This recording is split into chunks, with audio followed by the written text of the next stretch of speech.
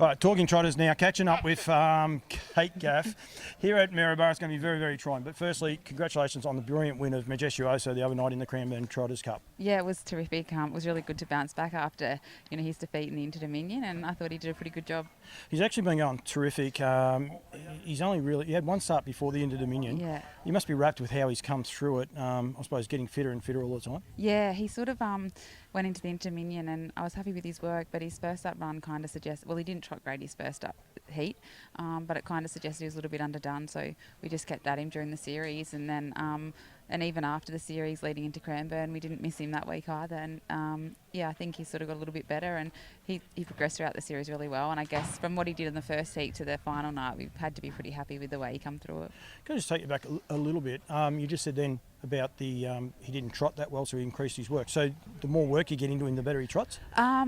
I don't know. It was more a case that I thought he needed the work as well with the way he pulled up. So he'd been working really good prior to it, but our track probably had was a little less topping on it than what it had prior with the rain and stuff. So where he was at wasn't quite exactly where I thought he was. So I increased his work mainly to get him a little bit fitter, because I thought he could do that after the way he pulled up his first run. And then trotting wise, we just kept working on him massage wise, and he had really tight hamstrings and stuff. So he sort of, we've just been sort of massaging them each week, and it sort of really helped him. Way off subject, and I haven't said this, do you increase his work? I'm sure people would like to know. You guys do heat work. You've always done heat work. Do you give him more heats? Do you work him faster or work him longer? How do you give more work? We actually don't work our trotters heats, because on our track it's heavy, and the corners sort of aren't like a race track. They tend to, a lot of the trotters don't really trot that well at heats. It's because you're only doing one lap, and then you're sort of into it the second lap pretty quick.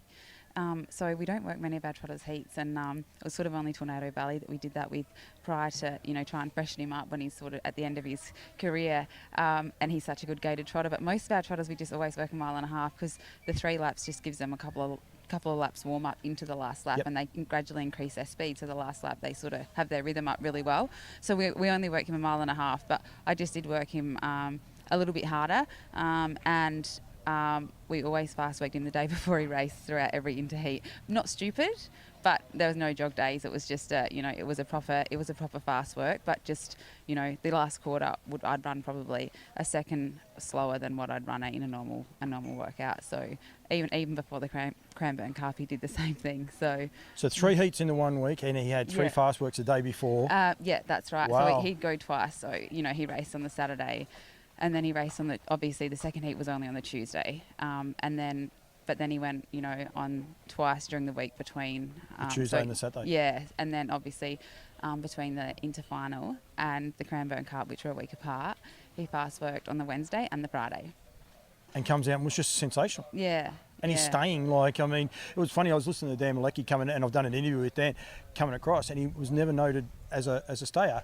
No. Yet one of his greatest victories Correct. was here in the Derby, and it was a huge staying performance. Yeah, and also the Australasian Trotting Championship, I think, or he had a couple of runs at Melton over 2,700, and he won them both. Admittedly, he led, but he ran pretty good time over them. So even though going into that, people I'm not sure about the distance for him, his record over the long trip was really, really good. So having said that, who knows in the Inter-final, if the Inter-final was 22, whether he could have, maybe held off the other horse. Definitely not saying he could have, but the question could probably, is always in the back of your head whether it would have made a difference. But, the way the horse Just Believe went in the final, it probably wouldn't have. But you still must have been so proud of your bloke.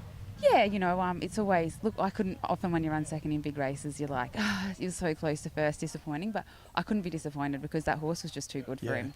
And, to win like it did and stuff, it was just, I had every chance. He had the best run he could have had. I drove the best race I could have in front to give him the best chance to win, and the other horse just got me right on the line. So, obviously you love to win it, but you can't win them all. And, I wasn't super disappointed because I had my chance, but unfortunately I just wasn't quite good enough. Queensland will next year be on the radar for him? Probably, I'd say. Yeah. I think he's still a little bit timid, but he's come a long way since he was a baby, and I think Andy would definitely be looking at taking him up there. And he's owned by Norm Jenkin, who lives there, and so I'm sure that he might be buying a couple more before we get there. He doesn't come down to Melbourne very often, Norm, but obviously if he was, he lives on the Gold Coast there. So I think he'd, have no trouble heading out there. And I'd be more than happy to stay in his Versace apartment with him for the whole entire time too.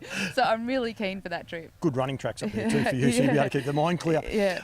Chinese Whispers, firstly, you seem to be getting around that horse. It seems to really starting to come to the fore now for you. Yeah, his win before going through the inters, he was really relaxed in the run, and I come back and I was like really happy with him, and I know he didn't have to beat a lot on paper, but it was more his racing manners, and I was super impressed that he relaxed. And I said, and he's actually really nice horse to drive now, which I never thought I'd say. No. He just used to be so revvy and out of control, and when he gets charging, he just puts in these funny little steps, and that's when he'd gallop, and he'd even want to charge out the gate and gallop. So I was a little bit worried. The Interseries worked really well in his favour. He got knocked over and stuff, which was unfortunate, but he handled it pretty well. And then he come out at Cranbourne, and he's back in the draw now. I was just a little bit cautious there because I just didn't want him to get on the front row and charge again. But it was really pretty good. So he has got gate speed, and he'd be pretty dangerous if he put it all together and could lead in his races and be on the fence, because I think he ran his last mile 1:55 at Melton when he galloped out when he got knocked over the start before. So he's a pretty good horse, and I'm really looking forward to him. Like, I honestly think he was unlucky to miss the interfinal when he got knocked over at Shep, and that sort of cost him. He would have run third or fourth in that race as well. So I think he should, was unlucky not to make the final, and I think he can run pretty strong times, and I think he's, not far off the best ones, providing he stays the way he does. That's a big wrap. I wasn't expecting that. I was actually thinking you were just happy you're starting to get to him, but you've got a fair opinion of him by the sounds. Yeah, I have. He probably doesn't work. I don't work him overly hard at home. He's actually pretty relaxed at home, which made it all the harder at the races to get him right, So you kind of have to flick him along at home. He'll take off the bit and not be too interested. He doesn't work very hard for a good horse. So a lot of what he's racing on is,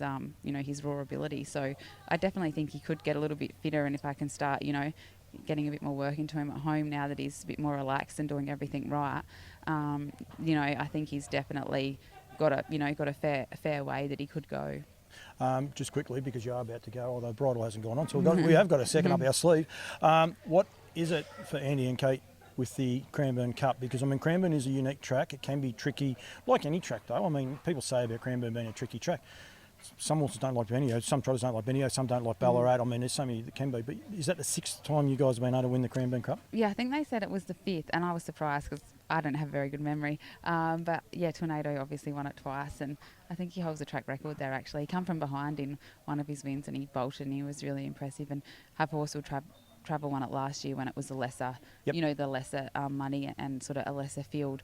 But I don't know, because it isn't an easy track, Cranbourne. Like, I take some paces there that are pretty good paces, and they don't handle the last corner really good. Does it come back a little bit to your track at home, do you think, with the Trotters? Yeah, I don't know. Possibly it could, I guess. Majestuoso definitely would have been a horse in the early days that we would have avoided with that track, and there's still a few Trotters we have now that we just avoid with it if we think they're a little bit, funny or not 100% in their gait, because the corners, sort of aren't that great. But like I said, I don't really know. I guess that you do have tracks where you sort of have a lot of luck at, and some where you don't. And we do tend to find that. And Cranbourne's one that we often go to and win. So, I guess it's just having the right horse at the right time, getting the right draw, all those factors. It's just been a really, fortunate race for us. And we're really happy that we've been able to win 5. January 7, the Aldebaran Park Maori Mile won 4 of those. Tornado Valley, Glenferrie Typhoon. And I've forgotten the other horse with the big head, but McLovin, yeah. What is it about the Aldebaran Park Maori Mile that makes it such a special race for you guys? Yeah, look, it's a funny one, isn't it? Because those shorter races are hard to. I guess Tornado Valley's gate speed probably made it easier for him. But it's a great race to win. It's got a bit of prestige about it still, and it's worth good money. And that it is tricky because it does get down to the draw a bit. Like a lot of the time in that race, if you're in the second half of the field, it's really hard to make any ground on the the front ones if that quality horses. So I guess it's just Majestuoso does love the short trip as well. He still gets out the gate relatively good. He's probably just a little bit not quite as quick as what we'd seen him a little while ago, but he's still pretty quick out. You just have to wait a few strides before you really let him rip. But it's just a race that, he's, like I said, worth good money, and we've been lucky to win it a few times. Majestuoso will head for that. After the way you spoke about Chinese Whispers, would that be on his radar? Or? Andy might not clash them both. Yep. Okay. But it could possibly be, like, the horse goes well. Maybe the short trip, and just now he's back in the draw. If he did draw good, it might be a little bit much for him, a bit too soon, just in terms of like keeping him right in the head and his manners and stuff. Because you don't want to rush one like him out the gate and stuff too soon. But he may well nominate him and see, because he is definitely a horse that has earning potential in those better races at this stage. Just a year overall as far as with the Trotters go, Kate. You retired Tornado Valley at the start of the season, which I did an interview with Dan Lecky. We thought he'd been retired for 2 years, but he only retired, like he went around in the Great Southern Star, and I think he had one more start after that, and then that was it. He was retired. You lose a horse like his, but you really haven't taken a step back. You must be wrapped. I know Andy does a lot of the form, buying the right horses or looking to buy the right horses. They don't always become the right horses in that. But the way your stable goes, as far as a trotting stable goes, I mean, you must be wrapped with how it's progressing. Yeah, Majestuoso has done a really good job.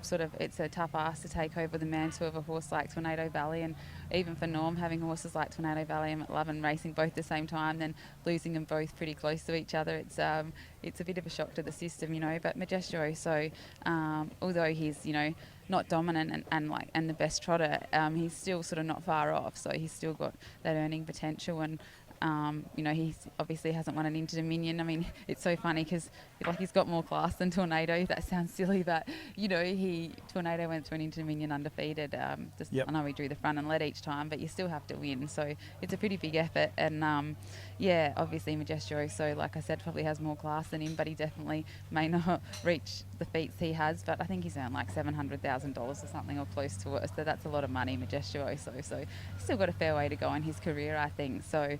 But we're always on the lookout for more and for new ones, but they're pretty hard to find at the moment in New Zealand. There's not a lot there, and if they are there, they just want like triple what they're worth. You just got to pay way too overs for them, so you can't be doing that. So they're definitely harder to find now. So got to get Andy to work. I'm like I said today, even another horse will travel will do. Like he was pretty cheap, and he's done a really good job. But they're just really hard to find. So.